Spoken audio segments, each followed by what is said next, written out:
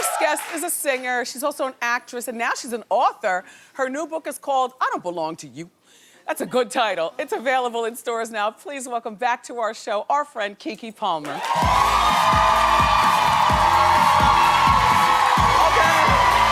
Hey, girl! Yes! First of all, that waist is snatched. Thank you, Keke. Honey!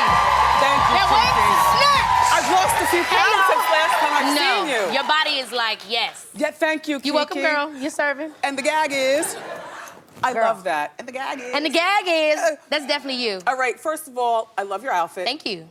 And I love your shoes. Thank you, Ashish. In the middle... And Stuart Weitzman. All right, put on the feet. Stuart Weitzman, Stewie's. Yes, I wanted to get into my shoe dazzle today, but they didn't come in quick enough. Your feet are very... Shout out to Shoe Dazzle. They're very narrow. Oh, easy to wear. You. But I have big foot, girl. I'm like 9.5, 10. I know. I'm an 11, 12. You're an 11, 12? Excuse me? I would fall over if I had smaller feet. I'm a big woman. That's true, you are tall. Yes.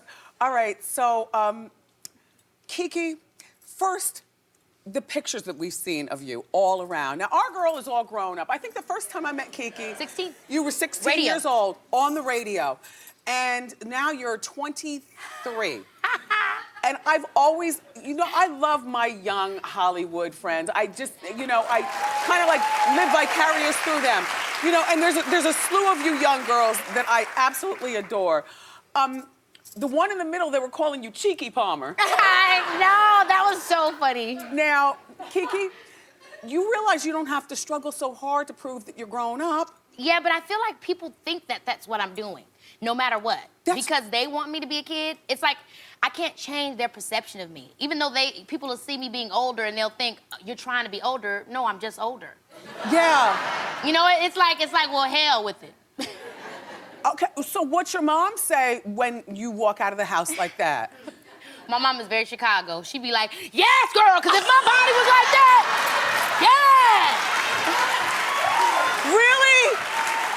Oh, is that that's your mom in the background? That's what I'm trying to tell you. Look at my, y'all, that's the real gag. Oh. My mom is like, girl, yes. Okay, I understand now. I understand now. You know what? What does Dad say? My dad says much of nothing. You hear about this in the book. My dad is very, very silent. He's one of those like, silent, strong types. Uh-huh. Okay. Let's talk about you and Trey Songz. All right, so... Ooh, the audience! By the way, we tried to call Trey. He's a friend to our show. He wasn't answering his phone. I just wanted to hear what he had to say. Yeah. So Trey Songz used you in a song, and you tell the rest and what all had happened. Well, because you done told everybody, especially, okay?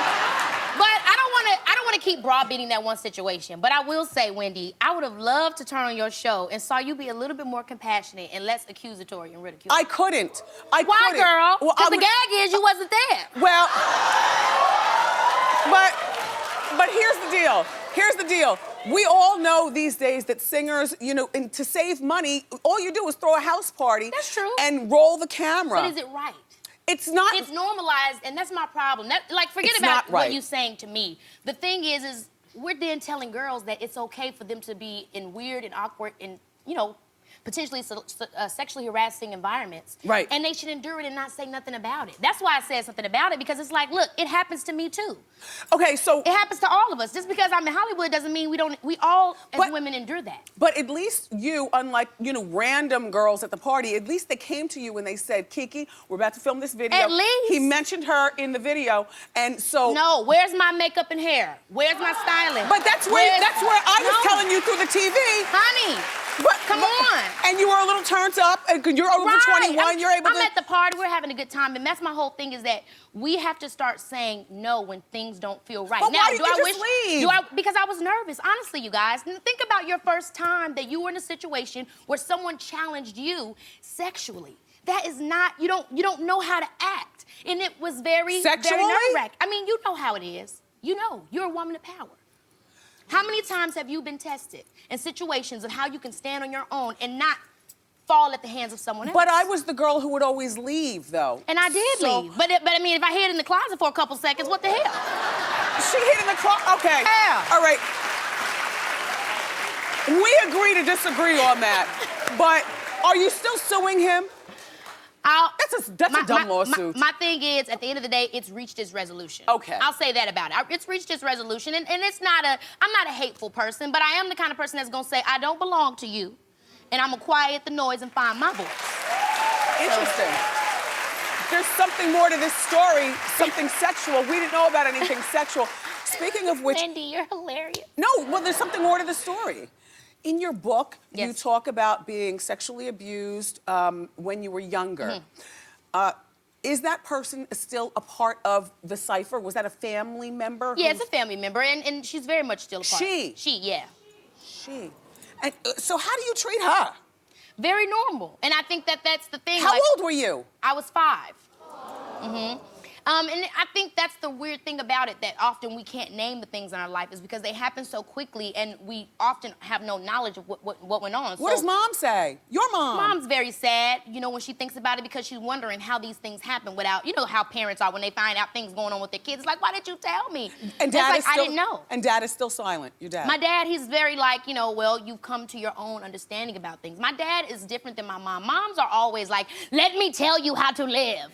And my dad is like, you're gonna live, so I need to let you. And when you wanna come to me and you wanna talk to me, I'm always here, but I'm not gonna browbeat you. So this woman is still around. She is. I mean, but this is the thing. She's my cousin too. She's 4 years older than me. She was a young person too. Child-on-child molestation is real. 9. She was like 9. So that's the whole thing is that this was a child-on-child molestation situation. Are you sexually fluid? What do you mean by that? Do you like girls and boys? Just girls or just boys? Yeah, I like whoever loves me.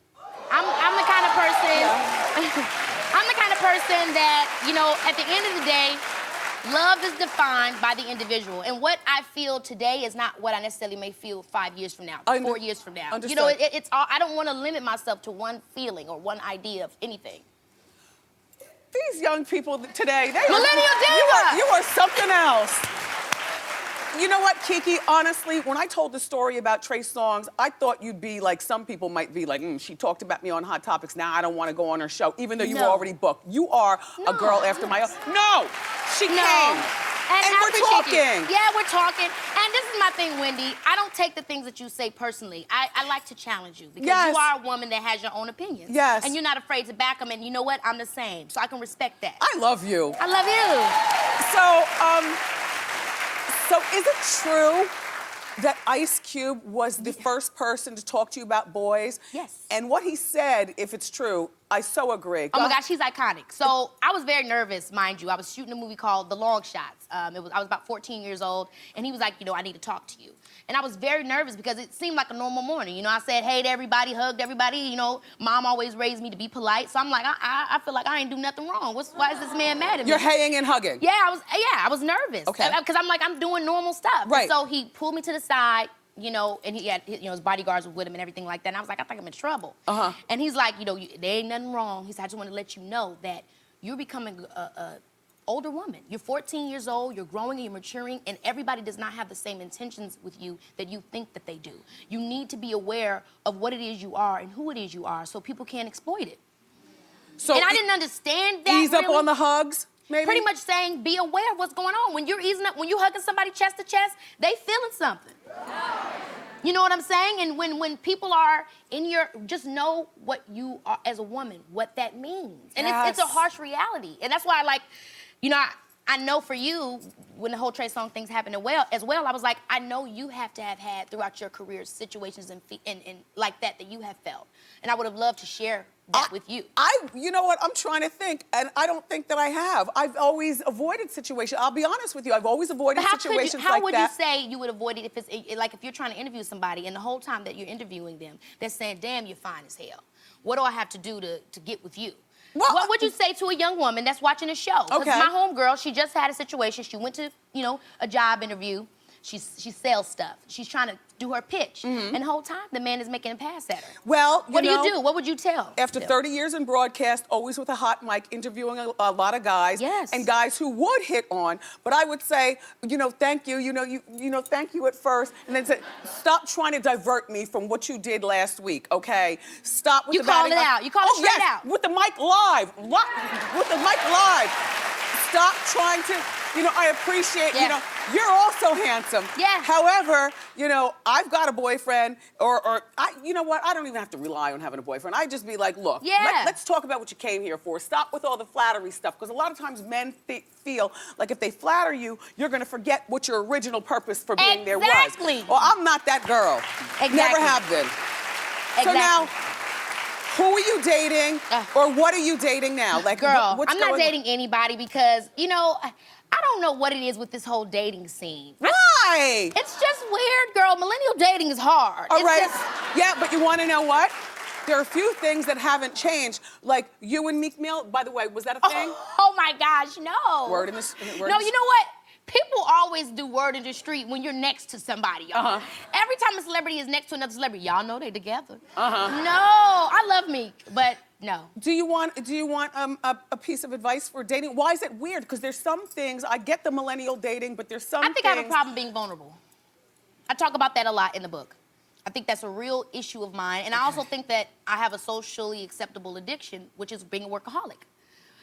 Being a workaholic is not that good, though. My first vacation I took at 21 after Broadway. I've been in the industry since I was 9. Do you ever think that your work addiction is to give you an excuse so that you don't get that close to a guy to be emotionally vulnerable? Yes, because I reached stardom at a young age, and that frightened me. Do you go to a shrink? Because I love a shrink. I do go to a shrink. Perfect. Yes, I do. And I talk about those kinds of things because I think for me, that has been a pinnacle of a lot of my issues. My celebrity at a young age really made me feel isolated. Yes. And I just started becoming non-vulnerable, very guarded, and just like, hey. I mean, you're still young. You're 23 years old. You have plenty of time to meet men and boys. But I love that you go to therapy and that at least she knows what her tick is. What's your tick? And that's what it's about. That's what that is literally. I don't like when people try to say the book is a memoir because it's not a memoir. What it's saying is like this: I found out my problems that stopped me from being great, and let's find ours together. You're great to us. It's Keke Palmer, everybody. Her new book is called I Don't Belong to You. It's in bookstores now. Everyone in the studio audience is getting their copy. Woo!